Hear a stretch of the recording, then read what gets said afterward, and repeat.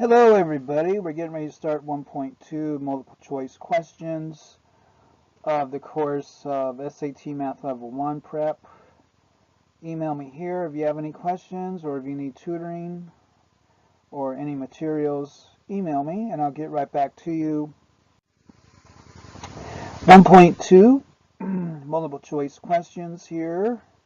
These are all notebook here in the lecture part of this lesson. Overview of this lesson. 80% of SAT math questions are multiple choice. The correct answer, you must fill in the corresponding circle on a machine readable answer form. And so that when you locate your item as your pencil, you have to fill in the circle completely, like that. Page 2. The most common sided SAT math question is the multiple choice. Use the number 2 pencil.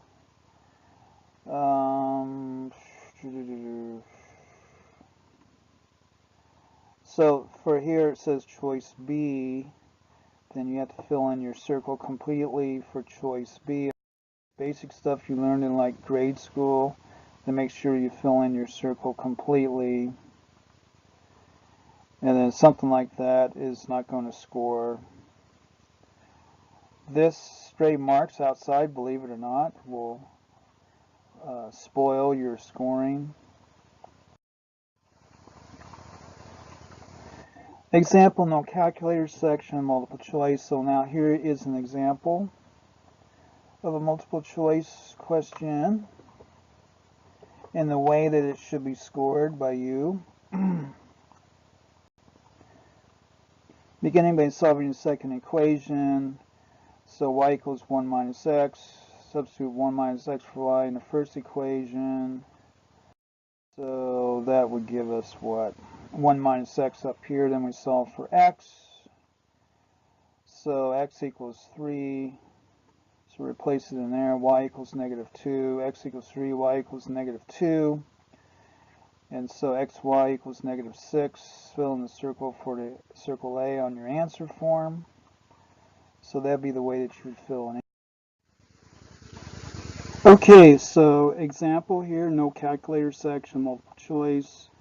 And then we have this array here of numbers equals this array over here.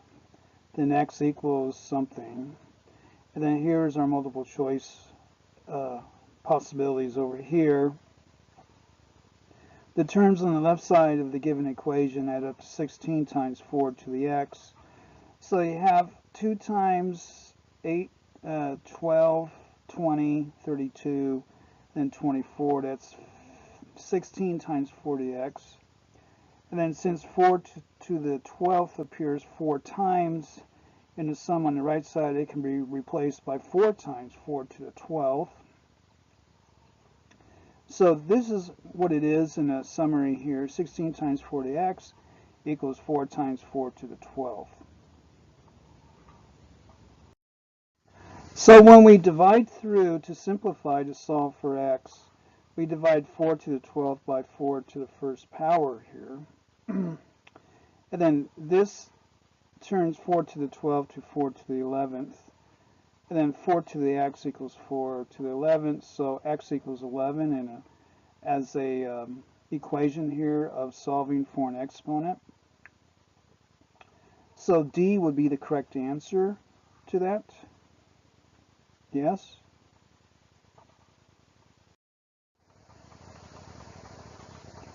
Example, no calculator section, multiple choice.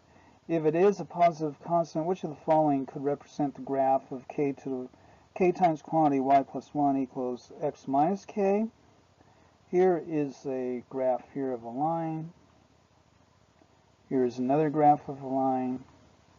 Another graph of a line. Another graph of a line. Which of the following would represent this graph here?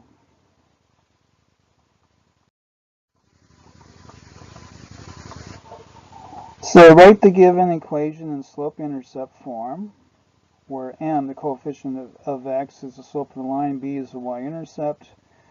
So we're going to put that in slope-intercept. Ky plus k equals x minus k. Ky equals x to the minus 2k. Move this over here. Then we divide through by k. Y equals 1 over k to the times x minus 2. So for that kind of equation, k is greater than 0, 1 over k is positive. So the line has a positive slope and y-intercept of negative 2. So we're down here. Here's your y-intercept. Consider each choice and turn until you find which the line rises as x increases and intersects the y-axis at negative 2. The graph in choice C satisfies both of these conditions, so it would be C, would be the correct response to that. And this is the kind of like reasoning that you would follow to come up with your solutions here.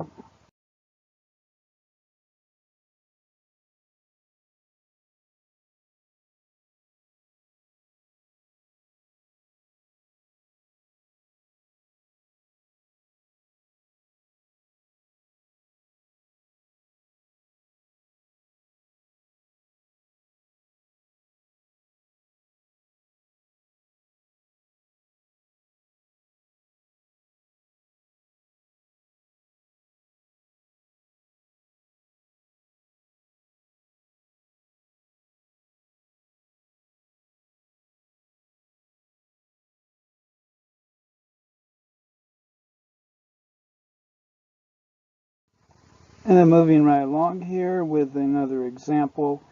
No calculator section, multiple choice. Two sides of a triangle measure 4 and 9. Which of the following could represent the number of square units in the area of the triangle? And then here are our choices here, 1, 2, and 3.